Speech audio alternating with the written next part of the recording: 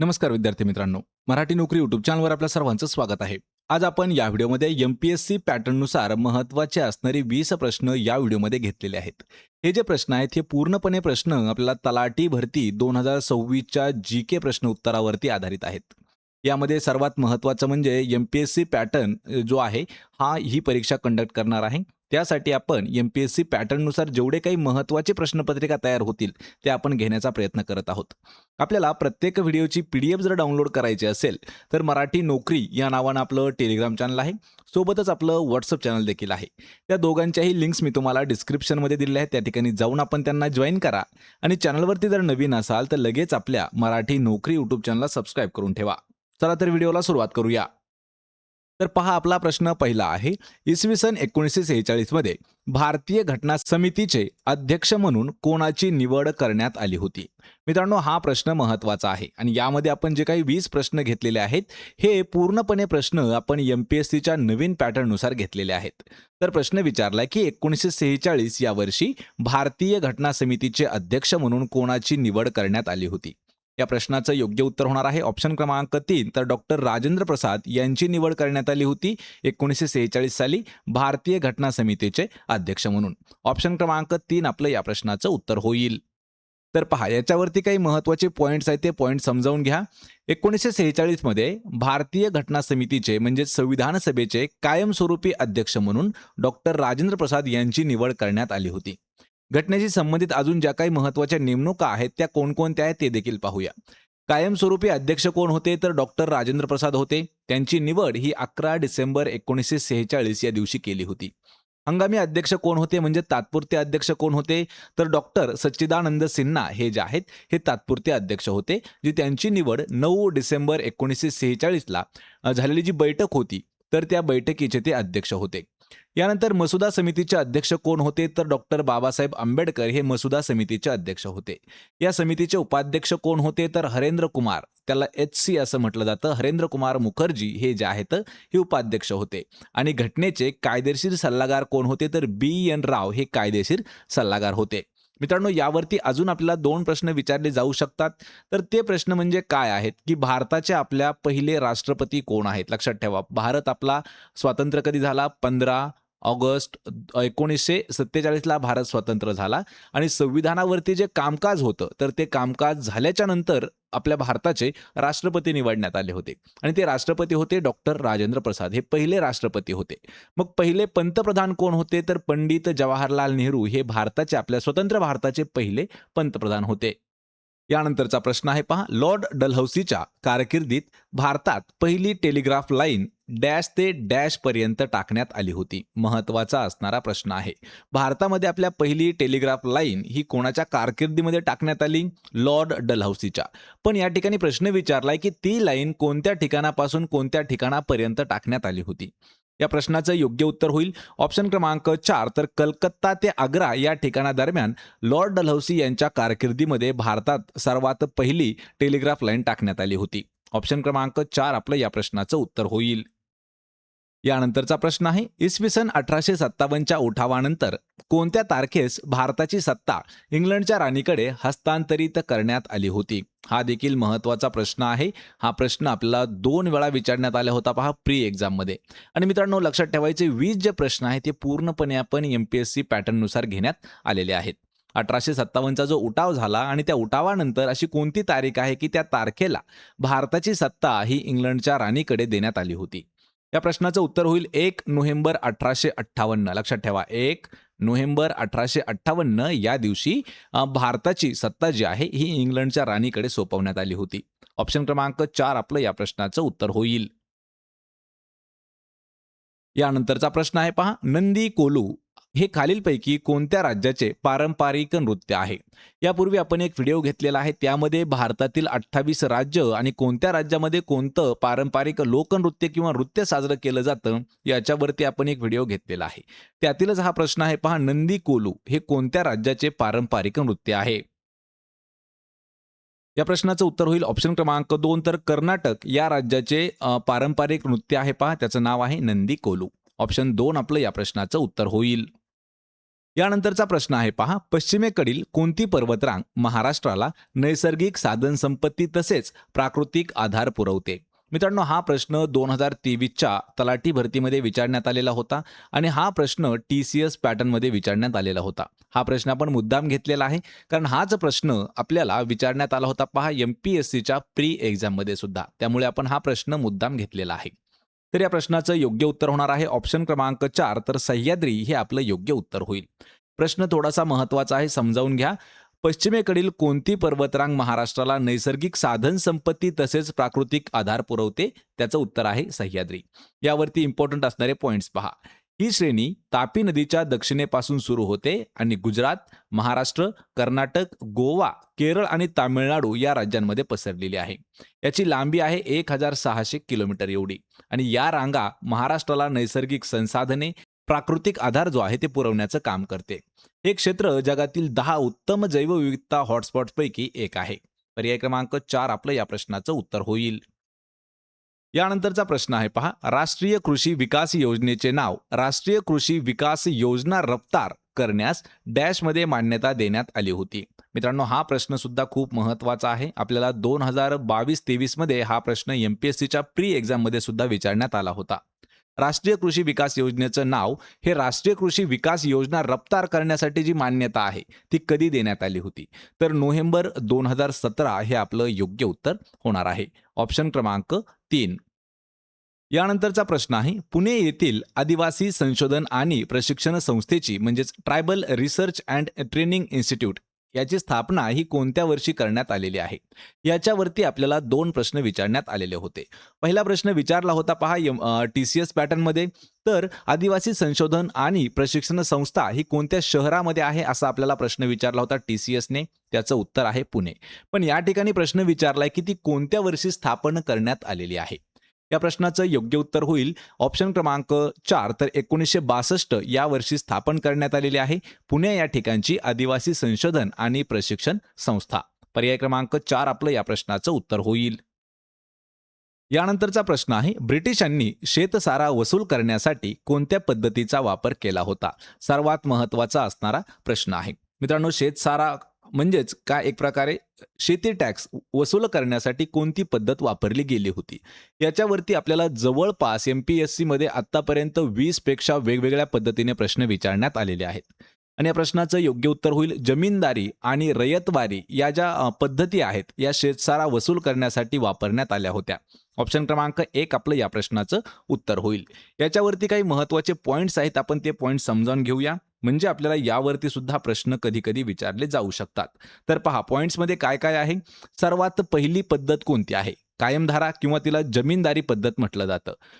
1793 मध्ये लॉर्ड कॉर्नवॉलिसनी ही पद्धत बंगाल, बिहार आणि ओरिसा या प्रांतामध्ये लागू केली होती. मग याच्यावरती प्रश्न काय विचारला जाऊ शकतो की कायमधारा आणि जमीनदारी पद्धती ही कोणी सुरू केली? तर ही सुरू केली होती लॉर्ड कॉर्नवॉलिस याने. कधी सुरू केली होती? 1793 मध्ये. आणि या पद्धत जी आहे या व्यवस्थेमध्ये जमीनदारांना जमिनीचे मालक बनवले गेले. ते सरकार आणि शेतकरी यांच्यात मध्यस्थ म्हणून काम करत असत आणि जमीनदारांवरती ठराविक शेतसारा सरकारकडे जमा करण्याची जबाबदारी दिली होती. दुसरी जी पद्धत आहे ती आहे पहा रयतवारी पद्धत. याची सुरुवात कधी झाली? तर सुरुवात झाली 1820च्या सुमारास. थॉमस मुनरो यांनी ही पद्धत मद्रास, मुंबई आणि आसाम या प्रांतामध्ये लागू केली होती. ही पद्धत कशा प्रकारे होती? तर या पद्धतीमध्ये शेतकरी म्हणजेच रयत हाच जमिनीचा मालक मानला गेला होता. सरकार आणि शेतकऱ्यांमध्ये कोणताही मध्यस्थ नव्हता, त्यामुळे शेतकरी थेट सरकारला टॅक्स भरत असत. तिसरी जी पद्धत आहे ती आहे पहा महालवारी पद्धत. तर याची सुरुवात झालेली आहे 1822 मध्ये. सुरुवात कोणी केली? वॉल्ट मॅकेन्झी यांनी ही सुरुवात केली आहे आणि ही पद्धत उत्तर प्रदेश, मध्य प्रदेश आणि पंजाब या भागामध्ये सुरू केली होती. ही पद्धत कशा पद्धतीने होती? तर यामध्ये संपूर्ण गाव किंवा गावाच्या समूहाला महाल असं म्हटलं जात होतं. त्यांचं एक युनिट बनलेलं असायचं आणि संपूर्ण गावासह शेतसारा निश्चित केला जाई आणि तो गोळा करण्याची जबाबदारी त्या गावाच्या प्रमुखदारावर, त्याला लंबरदार असं म्हटलं जात होतं, किंवा त्या ग्रामपंचायतीवर असायची. या ठिकाणी लक्षात ठेवायचे 3 पद्धती कोणकोणत्या आहेत? पहिली आहे कायमधारा पद्धत, जिचं नाव आहे जमीनदारी पद्धत. दुसरी आहे रयतवारी पद्धत आणि तिसरी आहे महालवारी पद्धत. यानंतरचा प्रश्न आहे, इसवी सन 1918 साली मुंबईतील कामगारांना पीपल्स युनियन ही संघटना स्थापन करण्याचा उपदेश कोणी केला होता? महत्त्वाचा असणारा प्रश्न आहे. मित्रांनो, हा प्रश्न आपण MPSCच्या पुस्तकातील एका घेतलेला आहे. याचं उत्तर आपण वेगळं आहे आणि ज्यावेळी आपण हा प्रश्न गुगलच्या AI वरती सर्च करतो त्यावेळेस याचं उत्तर वेगळं येतं. पण या ठिकाणी तुम्हाला मी योग्य उत्तर सांगणार आहे.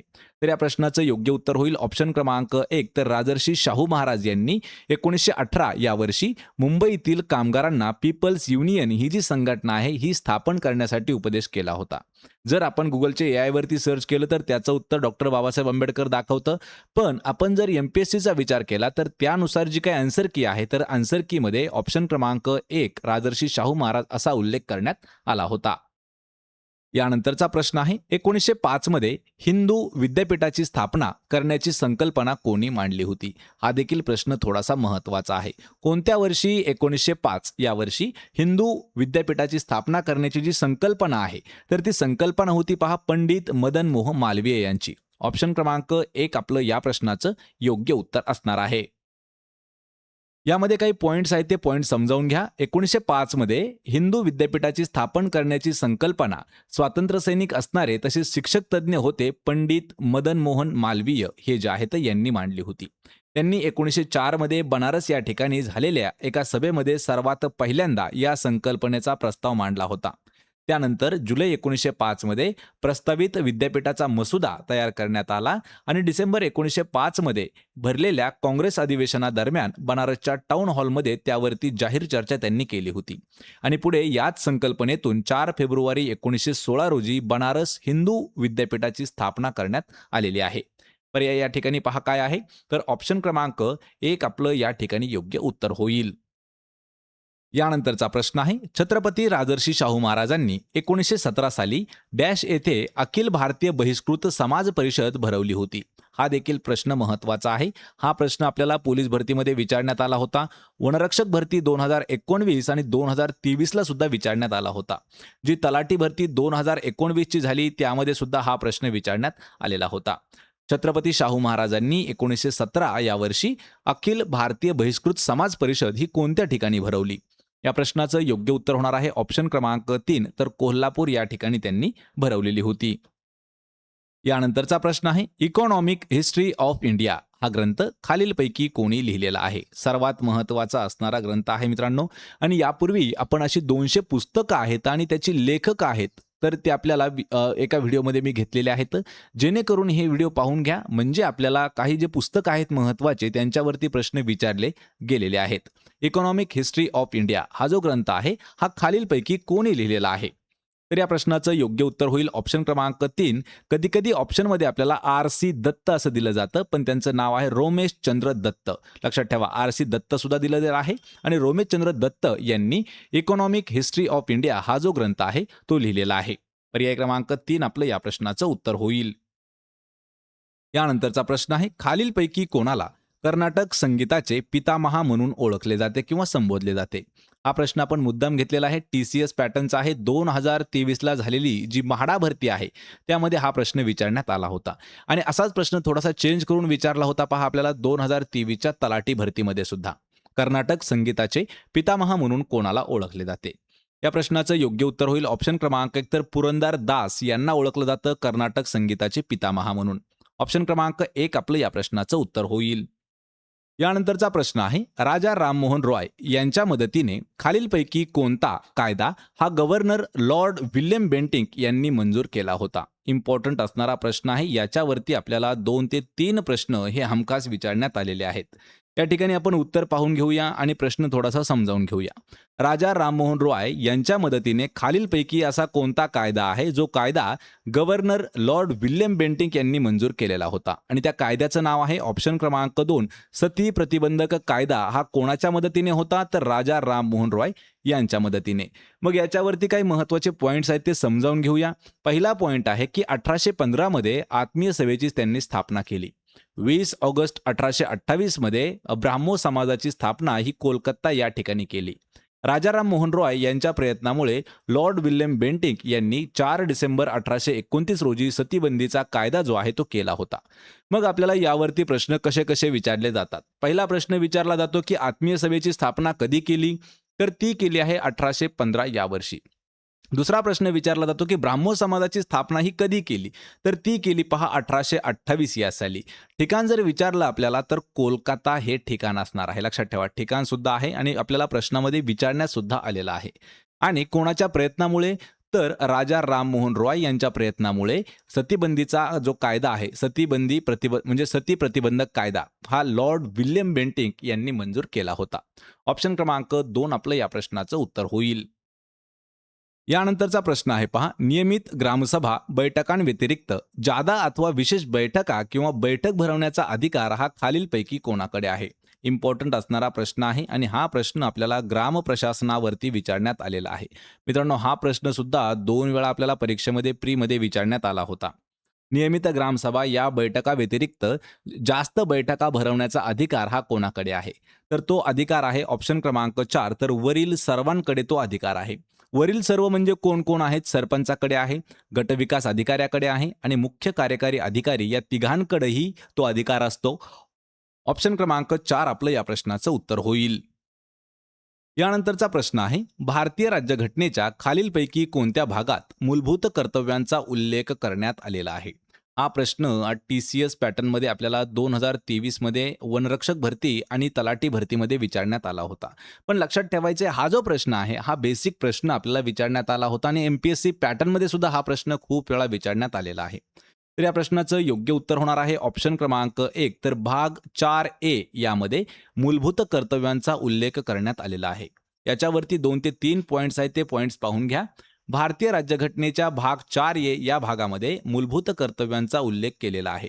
स्वर्णसिंह समितीच्या शिफारशीवरून भारतीय राज्यघटनेत मूलभूत कर्तव्ये जोडण्यात आली होती आणि भारतीय राज्यघटनेत मूलभूत कर्तव्यांचा जो उल्लेख आहे तो अनुच्छेद 51A मध्ये करण्यात आलेला आहे. लक्षात ठेवायचे, भाग कोणता आहे? तर भाग आहे 4A आणि जर आपल्याला अनुच्छेद विचारलं तर 51A या अनुच्छेदामध्ये तो करण्यात आलेला आहे. ऑप्शन क्रमांक 1 या प्रश्नाचं योग्य उत्तर होईल. यानंतरचा प्रश्न आहे, इसवी सन 1800 मध्ये खालीलपैकी कोणी हिंदी लोकांसाठी कलकत्ता येथे फोर्ट विलियम महाविद्यालयाची स्थापना केली होती? महत्वाचा प्रश्न आहे आणि याच्यावरती सुद्धा आपल्याला 3 प्रश्न विचारण्यात आलेले आहेत. यापूर्वी आपण या प्रश्नाचं उत्तर पाहूया.